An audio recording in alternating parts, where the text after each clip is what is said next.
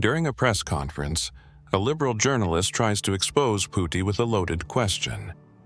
Instead of dodging, Putin leans in, smirks, and delivers a calculated response that no one saw coming. The press room buzzed with anticipation as journalists from all over the world gathered, eager to extract headlines from one of the world's most enigmatic leaders, Vladimir Putin.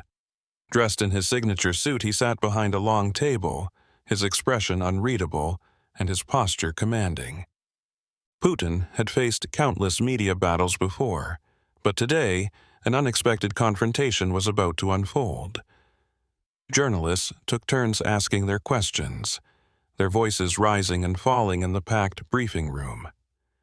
Amid the flurry of inquiries, one journalist remained still, Emily Carter, a fierce, left-leaning investigative reporter known for her relentless questioning.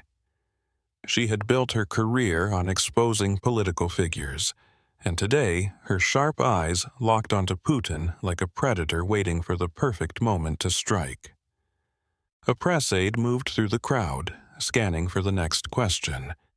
After a brief hesitation, they handed the microphone to Emily. A small smirk curled at the edge of her lips. She had waited for this moment. Adjusting her glasses, she leaned forward and launched a verbal grenade.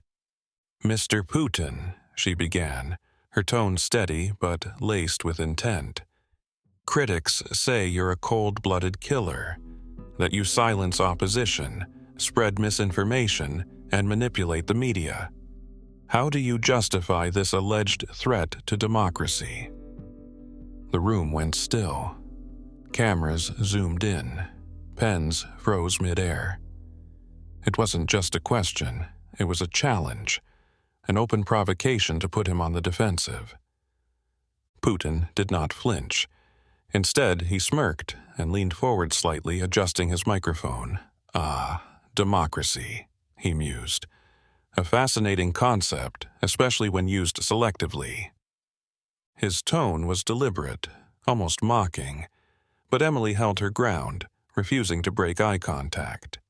"Tell me, Ms.," he continued, his voice smooth as ice, "what's your name?" She hesitated for just a fraction of a second and said, "Emily Carter."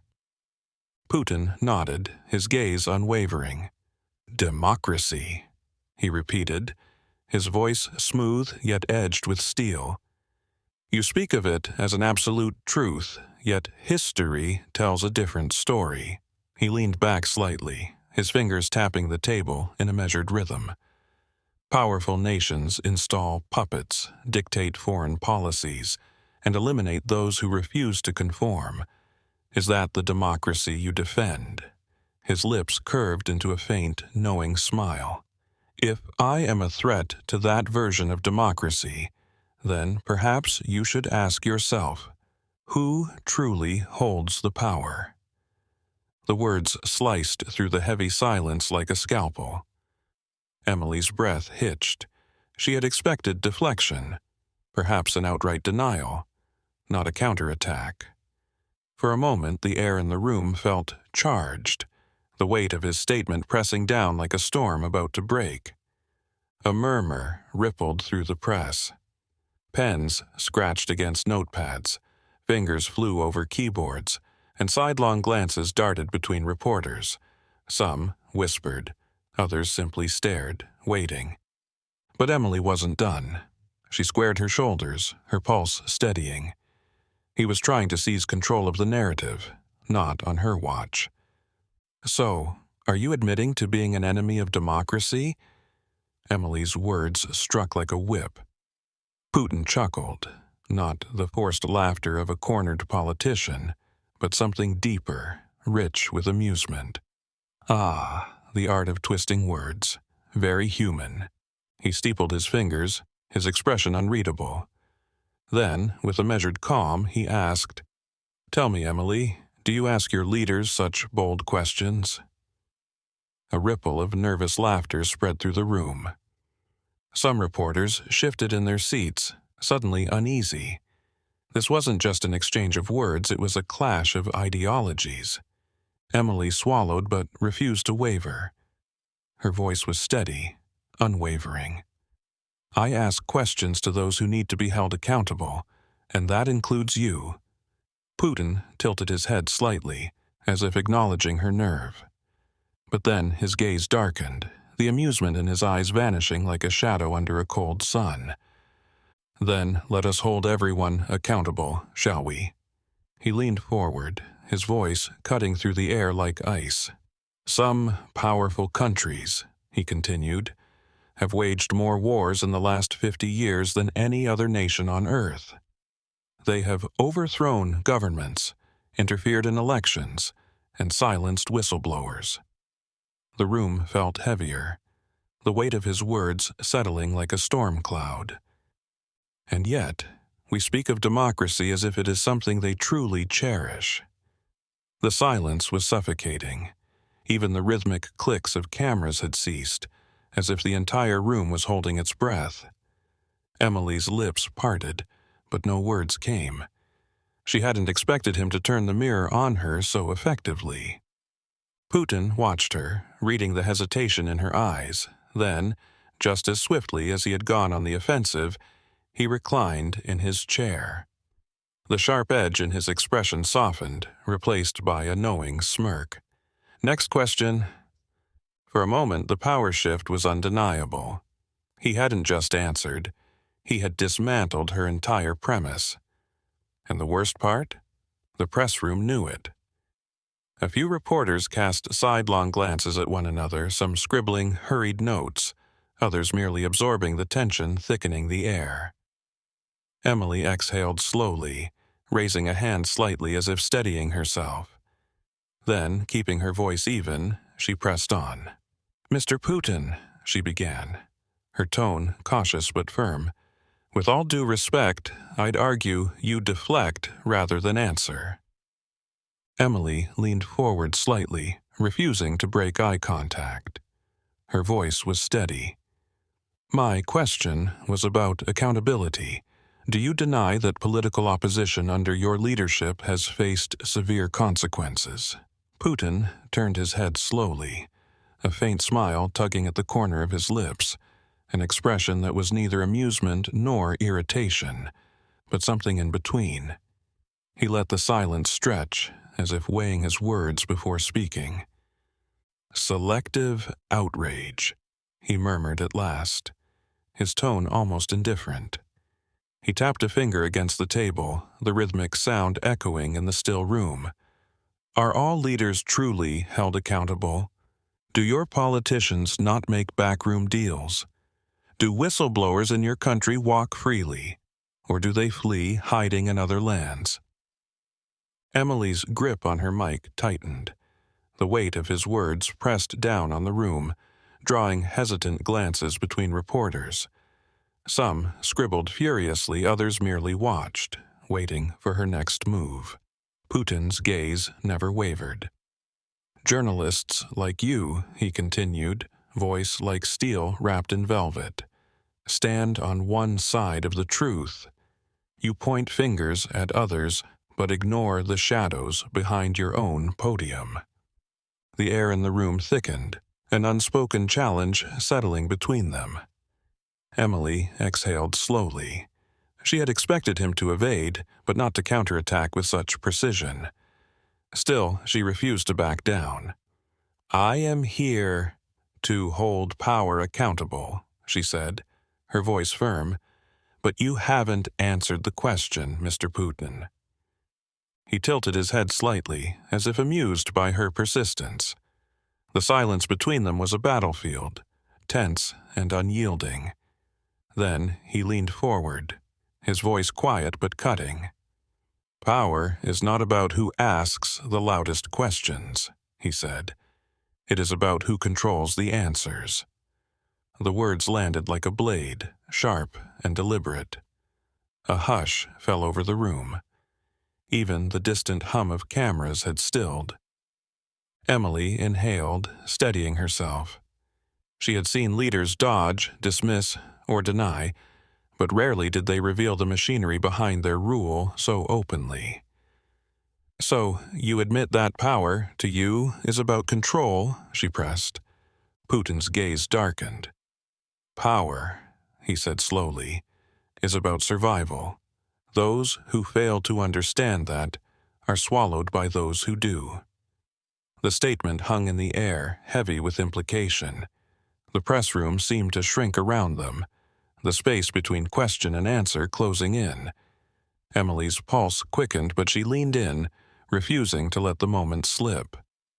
So, in your view, does survival justify any action? Silencing critics, jailing opponents, are these just survival tactics? Putin exhaled, his fingers drumming lightly against the table. Survival is not a matter of morality, he said finally. It is a matter of existence. Emily tightened her grip on her pen. She had expected rhetoric, but not this raw admission. Around her, reporters shifted, some glancing at one another, uncertain whether to be appalled or fascinated. She straightened, her voice measured. That sounds like justification. Are you saying that as long as one remains in power, the means do not matter? Putin let out a quiet breath, almost as if entertained by the debate. His expression remained unreadable. The world is not governed by those who ask permission, he said. It is shaped by those who act while others debate. The room felt smaller now, the weight of his words pressing into every corner. Emily studied him, searching for a crack in the facade, but there was none. He had spoken his truth, and he knew the room had heard it.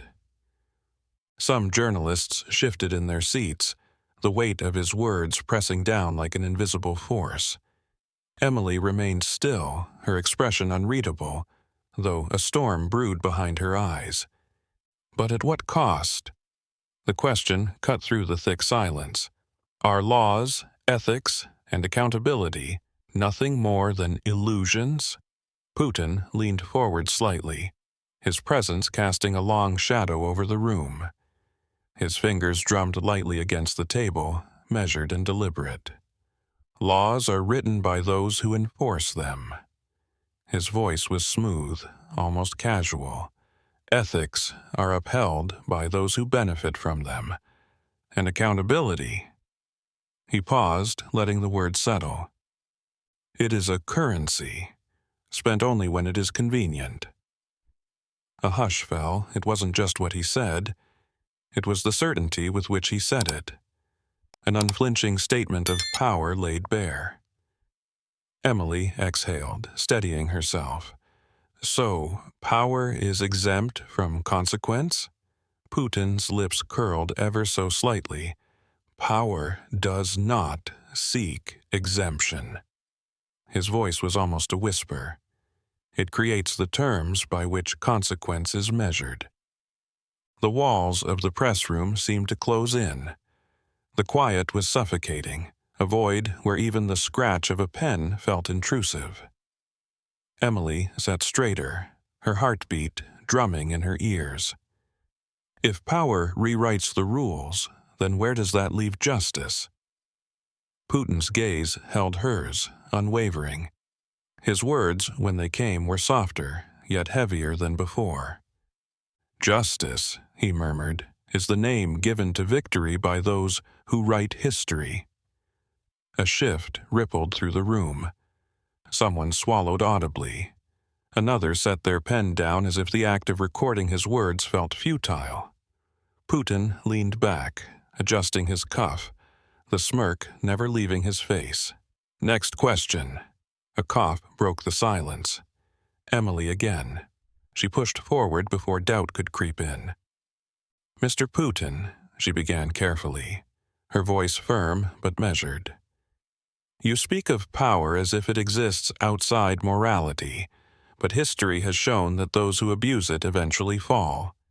Tyrants are toppled, regimes collapse. Does that not prove power is not absolute, that it must, eventually, answer to something greater? His expression remained unreadable, but a flicker of amusement darkened his eyes. He clasped his hands together, pausing, as if savoring the moment. History, he mused, is a fascinating thing. It is written, rewritten, and then rewritten again. The room seemed to shrink as his voice dropped just slightly. Yes, it is a graveyard of rulers, but it is also a graveyard of ideas, of revolutions that devoured themselves, of justice that changed faces but never chains. The pause that followed wasn't empty. It was calculated.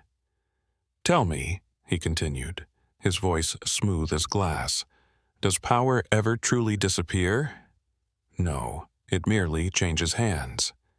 Emily's mind spun, but she wasn't done. "So, by your reasoning," she pressed, "all revolutions, all movements for justice, are just shifts in control, that nothing is truly about the people, about freedom?" Putin exhaled slowly, as if humoring her persistence. "If justice were truly about the people, then tell me, why do those who claim to fight for it so often rule just as ruthlessly?" A murmur swept through the crowd. Eyes darted between notebooks and screens, trying to keep up with the unfolding exchange. Emily clenched her jaw. "That doesn't answer the question." The corner of Putin's mouth twitched. Not quite a smile, but something close. "Truth," he said, "is a matter of perspective. The powerful define it, the weak consume it, and the clever—" He tilted his head slightly. "They manipulate it." The air thickened. A journalist, pen hovering mid-air, slowly lowered it. Emily's pulse quickened, but she pushed forward. "Then what is left for those who seek truth? Not to control, but simply to know." For the first time, Putin leaned back, his smirk deepening. "They are left with the burden of believing it still exists." Emily inhaled sharply. He was leading the conversation, but she refused to let him dictate its conclusion. Her voice was measured, deliberate. "Then tell me, Mr. Putin, if power, survival, and victory are all that matter, what happens when the one rewriting history is finally erased from it?" The reaction was instant. A ripple of murmurs spread through the room. Journalists exchanged glances, some frozen in place, others scribbling furiously. Putin's expression did not falter, but something in his eyes sharpened. Emily leaned in, pressing forward. "You speak of survival, but every ruler, every empire, every great leader before you has fallen. The question is not if, but when." Her words cut through the air like a blade. "When that moment comes, what will be left of all this power you defend so fiercely? What will be left of you?" The silence that followed was deafening. For the first time, Putin took a moment longer than expected to respond. Not because he was caught off guard, but because he was choosing his words carefully. Then, slowly, he exhaled and leaned forward. His voice, calm as ever, carried an undeniable weight. "A fair question." His gaze locked onto hers, unreadable yet charged with something unspoken. When a leader falls, the world does not mourn him. The world replaces him. He let the words sink in before continuing. "But let me ask you something, Emily. Do you think history remembers the quiet?" Emily remained still. She wouldn't give him the satisfaction of a reaction. "No," he continued, his voice low, deliberate. "History does not remember those who whispered." The room seemed smaller now, the walls pressing in. It remembers those who roared. It remembers conquerors, rebels, rulers, even villains, but it does not remember those who simply asked questions. The words landed like a hammer. Emily parted her lips to speak, but he wasn't finished. "You are right," he said, almost softly. "Power is temporary. Leadership is borrowed time. But what remains is not the person. It is the impact. He leaned back, adjusting his cuff, never breaking eye contact. Some are remembered for what they built, others for what they destroyed. But all are remembered for what they did. The world is not shaped by those who fear consequences. It is shaped by those who act. A heavy silence gripped the room. Then, finally, he sat back. "Next time you ask who will be erased from history," he murmured, his voice like iron beneath silk, "ask yourself who will be left to write it." And just like that, it was over. Emily had come to make history. Instead, she became the headline. Her report on the exchange sent shockwaves across the globe. The moment spread like wildfire, dissected, debated, and replayed in every corner of the world. The world had heard his words, but more importantly, it had heard hers. If this public challenge got you thinking, you won't want to miss what's next. Click on the video on your screen now for another powerful story that will challenge your perspective and leave you inspired. Your next journey is just one click away.